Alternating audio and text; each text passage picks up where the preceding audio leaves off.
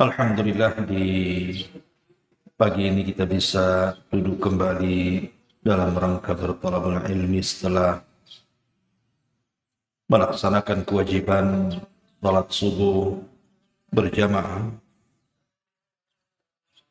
Dan sering saya ingatkan perkataan Muhammad ibn Idris Asy-Syafi'i rahimahullahu ta'ala, laisa syai'un ahamma ba'dal fara'id min talabul ilmi.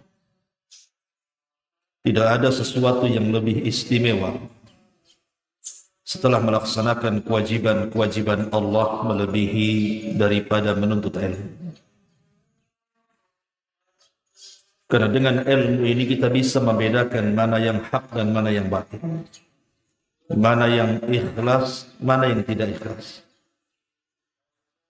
mana yang karena Allah, mana yang bukan karena Allah, dan begitu seterusnya.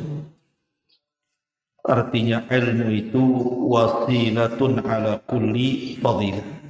Dia adalah wasilah supaya kita mendapatkan banyak keutamaan.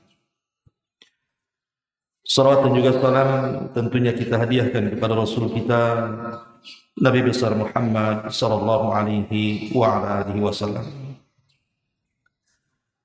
Sebagaimana faedah pagi, ada 3 zikir yang harus kita banyak ucapkan apabila masuk di 10 akhir Ramadan. Zikir apa itu? Yang pertama, hadis Aisyah Ummul Mukminin radhiyallahu anha. Hadis ini dikeluarkan oleh Imam At-Tirmidzi dan disahihkan oleh Syekh Nasiruddin Al-Albani rahimahullahu taala. Di mana Aisyah radhiyallahu anha mengatakan, "Ya Rasulullah, ara'aita in 'alimtu lailatul qadr famada?" Wahai Rasul, kalau seandainya aku mengetahui malam ini adalah malam Lailatul Qadar, lalu zikir apa yang harus saya ucapkan? Maka Nabi SAW mengatakan, "Quli ya Aisyah, Allahumma innaka afuwun karimun tuhibbul afwa fa'fu anni." Kata Nabi SAW, ucapkanlah wahai Aisyah, ya Allah, sesungguhnya engkau maha pemaaf lagi maha mulia. Allahumma innaka afuwun karim. Ya Allah, sesungguhnya engkau maha pemaaf lagi maha mulia. Tuhibbul afwa fa'fu anni. Engkau mencintai para pemaaf, maka maafkanlah diriku. Maka inilah zikir yang harus banyak kita ucapkan di 10 akhir Ramadan. Allahumma innaka afuwun karim tuhibbul afwa fa'fu anni. Ma'asyiral muslimin yang dimuliakan Allah Azza wa Jalla. Di sini Allah Subhanahu wa taala disifati dalam doa ini atau zikir ini dengan sebutan Al-Afu. Allah itu maha pemaaf. Kalimat Al-Afu ini lebih luas maknanya dibandingkan kalimat Al-Maghfirah. Jadi kalau kita memintakan ampun akan dosa-dosa kita kepada Allah, maka ada istilah istighfar. Kita meminta ampun kepada Allah Azza wa Jalla.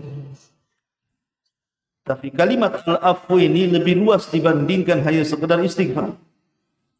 Lalu apa bedanya? Sebagian para ulama mengatakan bedanya adalah kalau kalimat istighfar diambil dari kalimat Al-Ghaffar. Artinya Allah Subhanahu wa taala mengampuni dosa-dosa kita dan menutupi aib-aib kita, tetapi dosa itu masih ada pada diri kita. Sebagaimana hadis yang ma'ruf, kelak pada hari kiamat orang-orang yang mendapatkan hisab mudah. Hisab itu ada 2. Ada hisab sulit, ada hisab mudah. Apa bedanya hisab mudah dengan hisab sulit? Kalau hisab sulit, apabila kita dipanggil di hadapan Allah Subhanahu wa taala, kemudian kita disuruh untuk mengakui dosa-dosa kita, kita menyangkalnya. Ketika Allah Subhanahu wa taala bertanya, "Bukankah engkau pernah berzina?" Dia mengatakan tidak. Padahal dia berzina. "Bukankah engkau membunuh?" Dia mengatakan tidak, padahal dia membunuh. Dan begitu seterusnya. Sampai akhirnya Allah Subhanahu wa taala datangkan saksi-saksi yang begitu banyak. Semua akan jadi saksi. Termasuk bumi yang kita pijak juga akan menjadi saksi, sebagaimana Allah katakan, "Yauma idzin tuhadditsu akhbaraha." Pada hari itu bumi akan menghabarkan beritanya. Maka bumi akan menjadi saksi. Bahkan kulit yang ada pada badan kita pun ikut bersaksi. Sampai badan ketika menyalahkan kulit dan mengatakan, "Lima syahid ta'alaina," maka kulit mengatakan, "Antaqana Allah." Allah yang membuat aku bicara. Ini hisab sulit, ini terjadi munaqashah, terjadi perdebatan. Makanya Rasul mengatakan, "Man nuqisha udzib." Siapa yang ketika ditanya kemudian terjadi munaqashah, terjadi perdebatan, maka dipastikan orang ini diazab. Ini namanya hisab sulit. Berbeda dengan hisab mudah. Hisab mudah itu setiap Allah bertanya kepada kita tentang dosa kita, maka kita selalu mengatakan, "Iya, saya melakukan." "Bukankah kau berzina?" "Saya berzina." "Bukankah engkau pernah mencuri?" "Iya, saya mencuri." "Bukankah engkau membunuh?" "Iya, saya pernah membunuh." Dan begitu seterusnya. Diakui dosa-dosanya. Ketika kemudian diakui dosa-dosanya, maka Allah Subhanahu wa taala bertanya, "Lalu apa yang kau kehendaki?" Dia mengatakan, "Aku hanya meminta ampunan."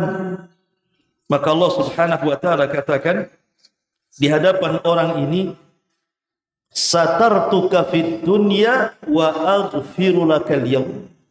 Dulu di dunia kututupi aibmu, sekarang ku ampuni dosa-dosamu. Ini namanya istighfar. Ini hisab mudah namanya. Itu disebut Al-Ghaffar. Allah itu Maha Pengampun.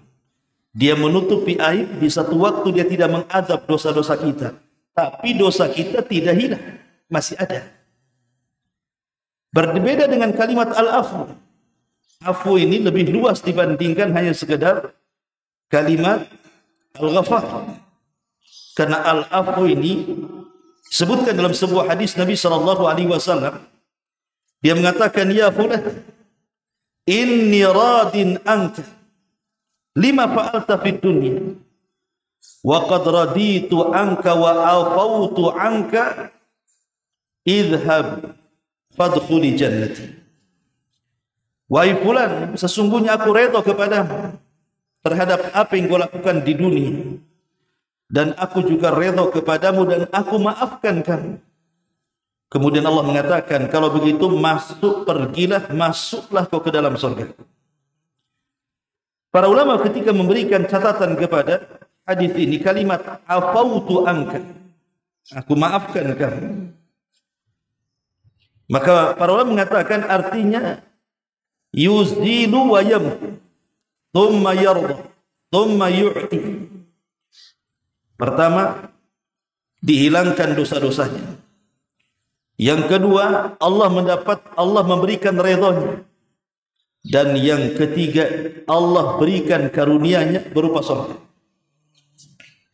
Makanya kenapa kalimat al-afwi ini yang dipilih Nabi SAW ketika kita berzikir di 10 akhir Ramadan. Karena kalimat afwi ini lebih luas, bukan hanya sekedar Allah mengampuni, tapi menghilangkan semua dosa-dosa kita. Dan Allah berikan karunia-Nya berupa surga. Makanya perbanyaklah kalimat Allahumma innaka afuwun karim tuhibbul afwa fa'fu anni. Ini zikir yang pertama. Ma'asyiral muslimin yang dimuliakan Allah Azza wa Jalla, zikir yang kedua. Kita tahu bahwa 10 akhir Ramadan adalah inti daripada Ramadan itu sendiri. Nabi SAW digambarkan oleh Aisyah Ummul Mukminin radhiyallahu anha Kalau datang 10 akhir Ramadan, maka beliau sangat berijtihad, bersungguh-sungguh, melebihi dari 10 awal dan 10 tengah. Jadi semakin akhir, semakin semangat Rasul beribadah. Makanya Aisyah radhiyallahu anha menggambarkan, karena maksudnya Nabi SAW syadda mi'zarah, mengencangkan sarungnya, artinya meninggalkan istri-istrinya, fokus beribadah, beriktikaf. Tentu yang namanya manusia itu terkadang iqbal, terkadang idbah, terkadang semangat, terkadang juga futur. Dan kebanyakan kalau kita lihat, manusia itu justru di akhir-akhir Ramadan bukan makin semangat, tapi sebaliknya kan makin malas. Ya buktinya masjid-masjid makin kosong kan gitu. Yang baca Quran pun makin jarang. Sehingga kita memerlukan bantuan Allah Subhanahu wa taala dan taufiknya supaya kita tetap istiqamah. Minimalnya walaupun tidak menambahlah ibadah kita, tapi jangan mengurang. Maka dari sini ada doa untuk memberikan semangat kepada kita. Mu'adz bin Jabal radhiyallahu anhu satu hari berjumpa dengan Nabi SAW. Kemudian Nabi SAW mengambil tangannya. Kemudian Rasul mengatakan, "Ya Mu'adz, wallahi inni la uhibbuk." Wahai Mu'adz, demi Allah, sesungguhnya aku mencintaimu. Wallahi inni la uhibbuk, sesungguhnya aku sangat mencintaimu. Faqala, maka Rasulullah SAW mengatakan, "Usika ya Mu'adz, aku wasiatkan engkau wahai Mu'adz, la tada'anna fi duburi kulli salatin an taqul Allahumma a'inni ala dzikrika wa syukrika wa husni ibadatik." Jangan lupa baca apabila selesai sholat.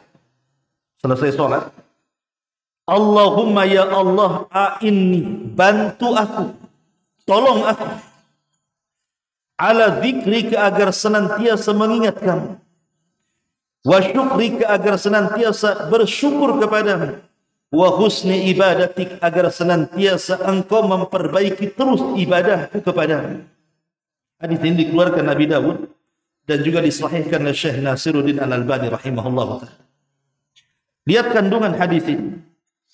Kandungan hadis ini, kita meminta kepada Allah Subhanahu wa taala agar kita senantiasa ditolong. Karena kalaulah bukan taufik dari Allah, tentu Anda juga tidak mungkin datang ke masjid ini kemudian salat subuh. Makanya meminta kepada Allah Azza wa Jalla setiap selesai salat dengan zikir ini, Allahumma a'inni ala zikrika wa syukrika wa husni ibadati. Pendek. Allahumma ya Allah, a'inni, tolonglah aku, bantulah aku, ala zikrika, agar senantiasa mengingatmu, wa syukrika, dan senantiasa bersyukur kepadamu, wa husni ibadatik, dan agar senantiasa kau perbaiki terus ibadahku kepadamu. Ini penting zikir ini. Karena bagaimanapun setiap kita salat, kita sering mengucapkan kalimat iyyaka na'budu wa iyyaka nasta'in. Sebenarnya isti'anah, meminta pertolongan itu tidak perlu disebut karena dia bagian daripada ibadah. Tetapi kenapa Allah Subhanahu wa taala mengulang setelah iyyaka na'budu wa iyyaka nasta'in? Bukankah isti'anah juga bagian daripada ibadah? Ya, kata para ulama, diulangnya kalimat nasta'in setelah na'budu karena tidak mungkin kita beribadah kecuali karena pertolongan Allah. Kita sholat, kita puasa, kita baca Quran, tidak mungkin kita bisa lakukan kalau bukan karena pertolongan Allah. Makanya dengan zikir selepas sholat ini hakikatnya kita meminta pertolongan kepada Allah agar kita diperbaiki zikir kita, syukur kita, dan ibadah kita. Allahumma inni ala dzikrika wa syukrika wa husni ibadati. Ini yang kedua. Kemudian yang ketiga, hadis yang dikeluarkan Abi Musa Al-Asy'ari radhiyallahu anhu. Hadis ini dikeluarkan Imam Bukhari dan Muslim. Nabi SAW pernah berkata kepada Abdullah ibn Qais dan mengatakan, ya Abdullah ibn Qais, qultu labbaika ya Rasul. Kata Abdullah ibn Qais, kupenuhi panggilan wahai Rasul. Kata Nabi SAW, ala adulluka ala kalimatin min kanzin min kunuzil jannah. Maukah aku habarkan kepadamu sebuah kalimat yang merupakan pembendaharaan dari pembendaharaan surga, simpanan daripada simpanan surga. Kata Abdullah ibn Qais, dia mengatakan, bala ya Rasul, tentu hai Rasul. Apa kalimat itu? Maka Nabi SAW mengatakan, kul, katakan wahai Abdullah ibn Qais, la hawla wa la quwwata illa billah.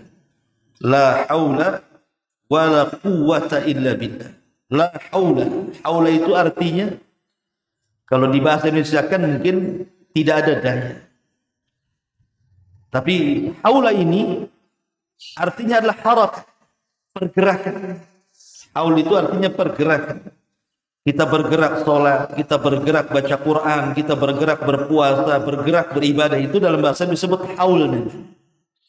Artinya tidak ada gerakan yang kita lakukan, wala quwwata, dan tidak ada kekuatan, illa billah, kecuali semua karena pertolongan Allah Azza wa Jalla.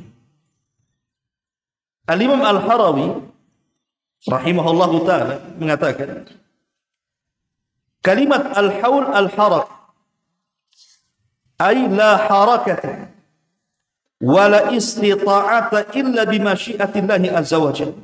Artinya kita tidak mungkin bergerak dalam rangka beribadah tentunya, dan tidak mungkin punya kekuatan untuk beribadah kecuali karena kehendak Allah. Jadi kalimat la haula wala quwata illa billah ini adalah kalimat yang ajaib. Karena kalimat ini bisa mendatangkan kekuatan. Syekhul Islam Ibn Taimiyah rahimahullahu ta'ala dan juga muridnya Imam Ibnul Qayyim, beliau menceritakan, jadi saat Allah Subhanahu wa ta'ala menciptakan arsy, dan arsy itu makhluk Allah yang paling besar, dan makhluk Allah yang pertama kali Allah ciptakan, itu arsy namanya. Dan arsy itu bentuknya kubah. Lah arsy ini kan besar. Makanya Rasul ketika membandingkan bumi dengan langit saja, ibarat cincin dilempar ke padang pasir. Cincin itu buminya, langit itulah padang pasir.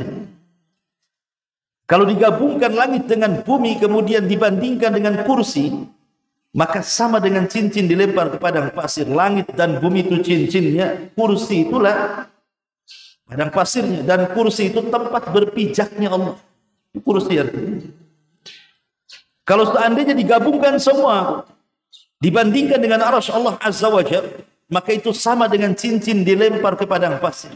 Nah cincin itu ya kursinya, ya langitnya, ya buminya, padang pasir itu arsy-nya. Macam mana yang menciptakannya? Tentu Allahu Akbar. Allah lebih besar dibandingkan itu. Artinya arsy itu besar sekali. Lah setelah Allah Subhanahu wa ta'ala menciptakan arsy, Allah ciptakan malaikat pemikul. Dan Allah Subhanahu wa ta'ala menyebutkan pemikul arsy itu berapa jumlahnya? 8 dalam Quran. Ketika para malaikat pemikul arsy ini, Allah Subhanahu wa ta'ala katakan, pikulah arsy itu. Ketika 8 malaikat memandang arsy, mereka langsung lemas. Kemana kami bisa memikul makhluk sebesar ini? Mereka pun merasa lemah, tidak sanggup memikul arsy. Maka kemudian Allah Subhanahu wa ta'ala katakan, qulu, katakan oleh kalian, la haula wala quwwata illa billah. Tidak ada daya dan kekuatan kecuali atas pertolongan dan kehendak Allah. Maka 8 malaikat ini membaca la haula wala quwwata illa billah. Setelah mereka membaca doa ini atau zikir ini, tiba-tiba mereka memiliki kekuatan yang luar biasa. Mereka pun sanggup memikul arsy sejak saat itu sampai kiamat dibangkitkan. Mereka tidak melepas dari arsy itu. Sampai Nabi SAW ketika mengatakan kepada para sahabat, Allah mengizinkan aku untuk memberikan sifat para malaikat pemikul arsy itu. Kemudian Rasul mengatakan, kakinya itu menembus sampai ke lapisan bumi yang paling dalam, yang paling dasar. Kemudian badannya menjulang sampai menembus langit pertama, kedua, ketiga, keempat, sampai ketujuh. Sampai sampai ke Sidratil Muntaha, sampai melewati surga-surga. Kemudian kedua tanduknya itulah yang memikul arsy Allah Subhanahu wa taala. Hadis ini sahih. Kalau bukan karena Rasul yang menceritakan, tentu khayalan saja. Mana malaikat sebesar itu? Tapi karena Rasul yang menceritakan, ya sami'na wa ata'na kita. Mendengar ya kita taatkan begitu. Rasul yang mensifatkan malaikat pemikul arsy seperti itu. Tapi syahidnya di sini, ketika malaikat pemikul arsy ini membaca la haula wala quwata illa billah, datang kekuatan. Istimbatnya kata para ulama, lihat bagaimana kalimat ini begitu ajaib. Jadi kalau kita memperbanyak kalimat la haula wala quwata illa billah dengan penuh keyakinan dan meminta kekuatan kepada Allah agar kita diberikan kekuatan bisa ibadah di 10 terakhir Ramadan, bukan mustahil. Allah Subhanahu wa taala memberikan kekuatan ibadah kepada kita. Maka inilah 3 zikir jangan lupa dibaca di 10 akhir Ramadan. Pertama, Allahumma innaka afuwun karim tuhibbul afwa fa'fu anni. Yang kedua, Allahumma a'inni ala dzikrika wa syukrika wa husni ibadati.